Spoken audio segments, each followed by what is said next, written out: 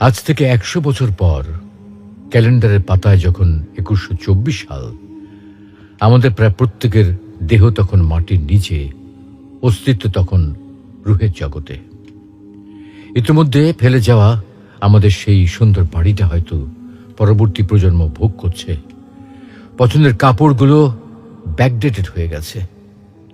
শখের গাড়িটা হয়তো অন্য কেউ চালাচ্ছে, আর আমায় খুব কমজনই স্মরণে রেখেছে, হয়তো কেউ ভাবেও না।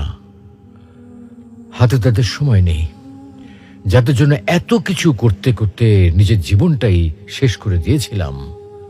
আচ্ছা, বাস্তবতার এই জীবনে আপনি আপনার দাদার দাদাকে কতবার স্মরণ করেন? আপনার দাদির কথা আপনি কখনো কি আপনার মনে পড়ে?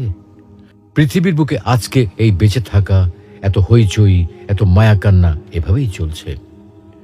গত হওয়া অসংখ্য প্রজন্মকে টপকে আমরা এই জীবন লাভ করেছি।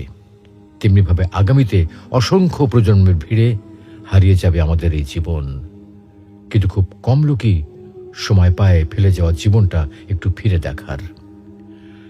বাস্তবতা হচ্ছে এই জীবনটা আমাদের কল্পনার চেয়েও অনেক অনেক ছোট।